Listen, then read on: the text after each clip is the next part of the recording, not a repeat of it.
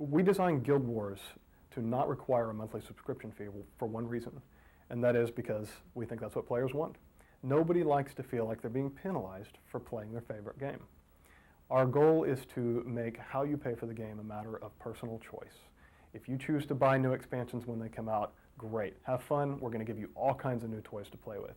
If you don't, that's fine too. You can always play with what you have purchased. At no time are you ever compelled to go back and buy anything.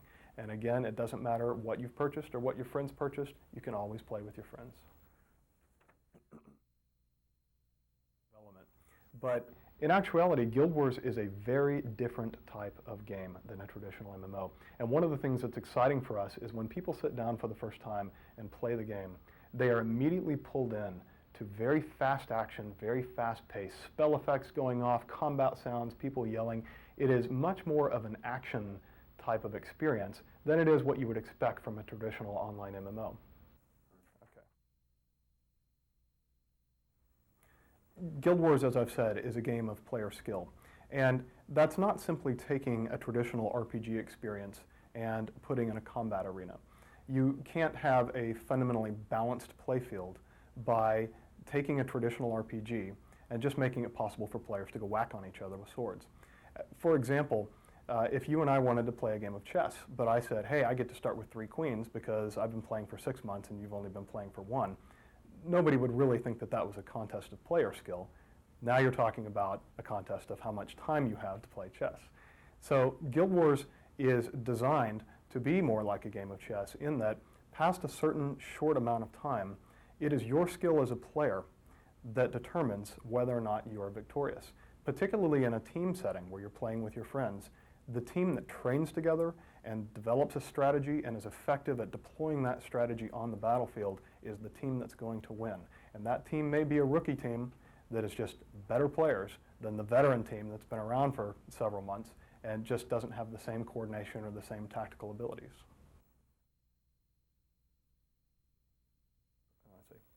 We've designed Guild Wars to appeal to a large number of people.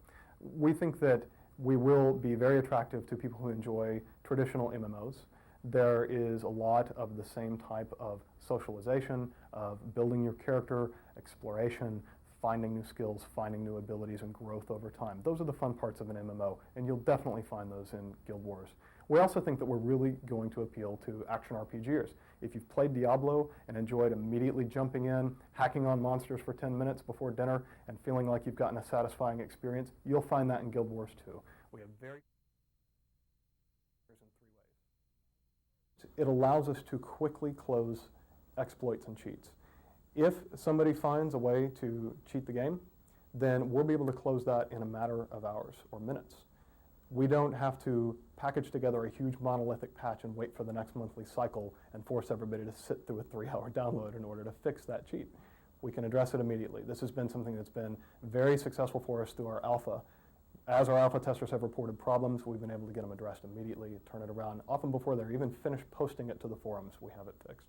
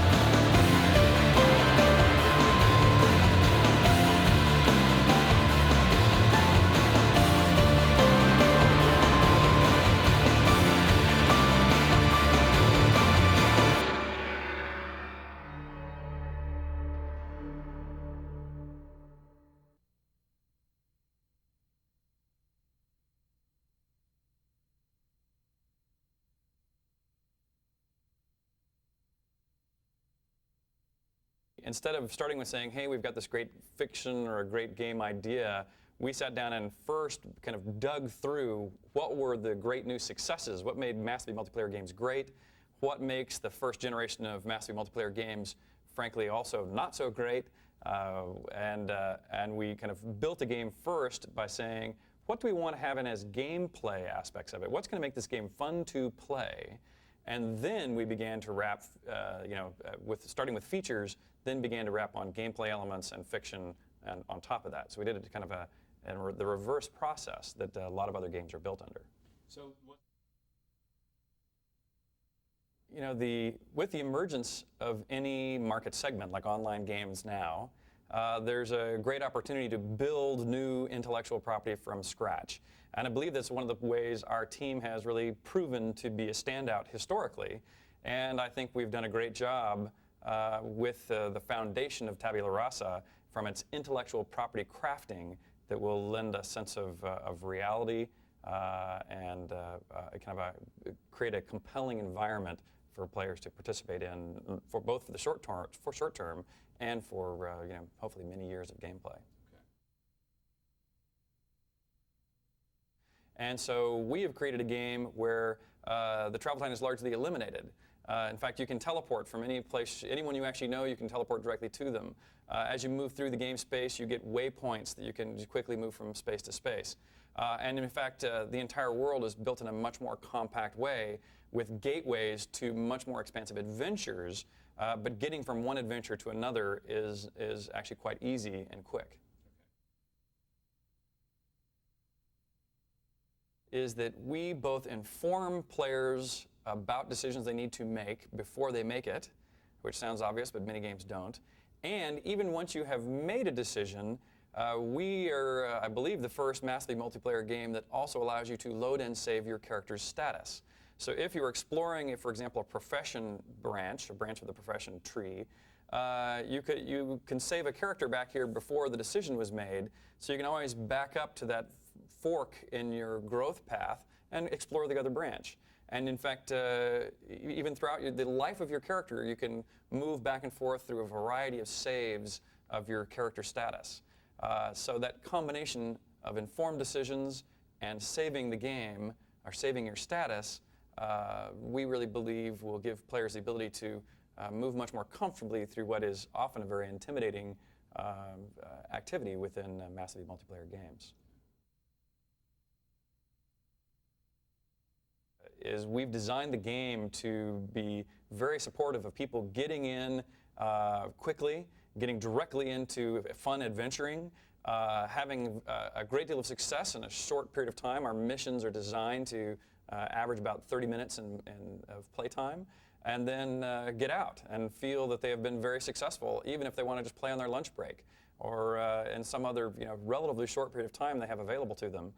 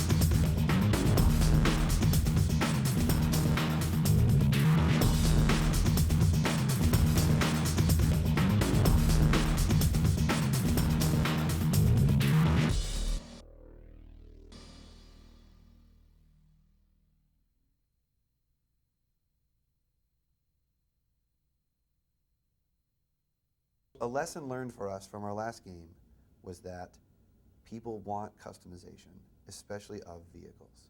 And so we've gone with, you can customize your character and how you look as you walk around the towns. You can customize the look and appearance of your vehicle, as well as customizing weaponry, engine, and various accessories on the vehicle as well. So we're hoping to be the first massively multiplayer title to use a complete physics engine in our game. We worked with Havoc to develop, I think, one of the most fun and most playable environments that people should have ever experienced.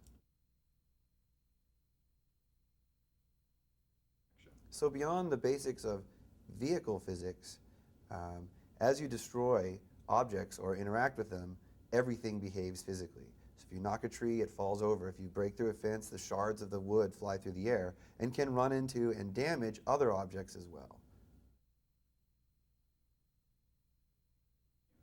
So a genre that was really missing from the current slate of MMPs was post-apocalyptic games. And I think when people think post-apocalyptic, the first thought is, let's get in a car and let's put some guns on it. And so we said, let's make that game. But let's make sure that it's the right game. You can blow up everything. You can, let's really make it a post-apocalyptic world. All right. We've created quite a number of handcrafted missions in Auto Assault. And to allow players to really experience them best, the players get a unique experience each time they go through. So only you and your friends are experiencing this mission while you're playing it. You don't have to worry that someone just came through and killed all the monsters. You get your own version of this map. In Auto Assault, we really wanted to have two different PvP styles.